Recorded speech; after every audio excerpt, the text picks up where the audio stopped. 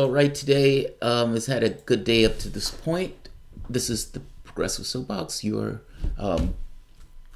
It's funny. I started off with and I had another thought immediately as soon as I started. I am Jamarl Thomas. I'm your host of the Progressive Soapbox. Welcome to the, I guess you can say, the afternoon edition of the Soapbox. I do these shows pretty much all throughout the day. What you see in the background is a show of failure. Yesterday, Juan Guaido, the random guy that the United States is supporting, the patsy, in order to take power in Venezuela, he calls for an uprising. He gets some people who are loyal to him rioting in the streets. And in some cases, it seems that there may have been elements of security services or military, like the National Guard, that maybe were working on his behalf. And there were clashes. You can even call it riots. Terrorists. They were trying to take down the Maduro government, the elected government of Venezuela. That didn't succeed. That didn't stop mainstream media from running with this notion that this was some kind of uprising. In fact, even the term continuously was being used. Uprising. I have to be honest, I have a somewhat different perspective of this than I think some of the other people who cover the story. I've called this a civil war. Now, I've called this a civil war for a reason, because I don't think it's going away. Meaning, the United States is essentially backing these guys. And, give me 1 second. The United States is backing these guys, meaning they are persistently and continually trying to effect some change in the government itself, and it doesn't seem like they're letting this go. They're continuously coming back over and over to find ways to topple this government. Nevertheless, it is somewhat of an exaggeration to call this an uprising. At best, you can call it several riots throughout the various areas that ultimately amounted to nothing. I mean, nothing was accomplished through this. And one last point that I kind of want to make on this, and let me transition to the story itself. If this indeed was a successful uprising, or if there was legitimate support, then you would need this. Blackwater Army. Now, one of the sales pitches that's taken place is the former CEO of Blackwater is pitching a 5,000 Goon squad to topple the Maduro government and use by Guido. Think about what that means. Guido calls for an uprising. A few people come out and riot.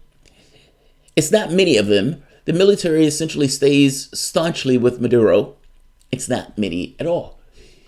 Those people get put down. And not just put down, they get arrested. Like anybody else would get arrested if they were rioting. Look at France right now. The Macron government has been beating the stuffing out of various people who are in the Yellow Vest movement. It's not insane for the government to put down violent riots. But look at this. This is more worrying. This is more disconcerting. The Trump administration is being pitched for a 5,000 Goon squad by Blackwater CEO to essentially back up Guido. And the question becomes, why does he need a Goon squad if it's indeed a civil uprising? It's not a civil uprising. It's a faction of the society that is, let's say, found assistance by foreign government. That foreign government being the United States. They have this literal situation where Guido is actively seeking foreign assistance in Europe and the United States to topple the government to which he finds himself. Any other country, be it the United States, be it Britain, be it France, it doesn't matter, that would be intolerable. And that person would be put in prison. We have drone struck people for less. So, let's just be very clear. The United States, do you remember on Obama when we killed Alawaki, and if for good measure, killed his son and daughter? They weren't even in the same location. If there was any doubts about what was taking place regarding Venezuela, I don't know why there would be. This last coup attempt for yesterday failed. be on the lookout for other provocations, things that the United States can use to further ingratiate itself into this country. Meaning whether something pops off, whether the United States says, oh, Maduro has stepped over a red line, we need to get involved. Whether somebody is injured, whether somebody is shot, whether there's mass protests, whatever it is.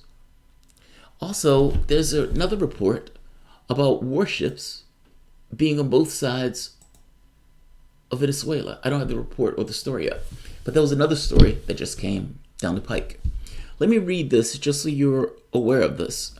There hasn't been any word on whether or not this has been accepted. But the other coup attempts that were more diffused failed. So would I be shocked that Abrams, who in the past was hiring goon squads and kill squads in Nicaragua and other countries in South America, Guatemala, be involved in something like this? No, it wouldn't be. Nor would I be shocked if all of a sudden Guido has an army. Wouldn't be shocked at the least if he has an army. Eric Prince, the founder of the controversial private security firm Blackwater, and prominent supporter of United States President Donald Trump, had a plan to deploy a private army to help topple socialist President Nicolas Maduro. Over the last several months, sources say Prince has sought investment and political support for such an operation from influential Trump supporters and wealthy Venezuelan exiles. In private meetings in the United States and Europe, Prince sketched out a plan for up to 5,000 soldiers for hire on behalf of Venezuelan opposition leader Juan Guaido, according to sources direct knowledge with Prince's pitch. This is disturbing, right? I don't think it's just me looking at this and thinking it's disturbing. Armed men not associated with the United States government, essentially goons, are being paid to go into another country to topple the government, the elected government of that country.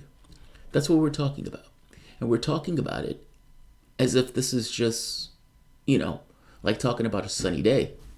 The news is being reported as if it's this kind of impartial thing. How could you be impartial about something that is, fucking horrendous?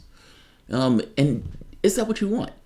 Do you really want private mercenaries to be able to go to other countries to take down those governments for profit? And understand what that means. Understand the precedent it sets. This is not something that's taking place behind the scenes like in the 50s. This is kind of the point I continuously make on this, and I want to end this. Where in the 50s, nobody knew. Things would happen. It would be in the shadows. Nobody knew. This is overt.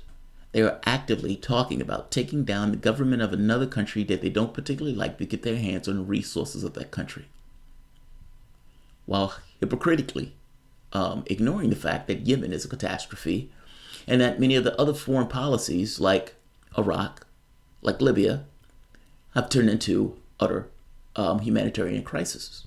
But Venezuela, they're going to get it right. I'm doubtful. I'll end this here. This story wasn't meant to be long. It was just a heads up on kind of an ongoing story. Do I think this is a civil war? No, I don't think it's a civil war. I think this is a takedown of the government, if that makes sense. I think this is foreign intervention into the affairs of a sovereign nation in order to replace the government of that sovereign nation. And I have I don't know the argument at this point that you make against that. I'll leave it here. Thanks all.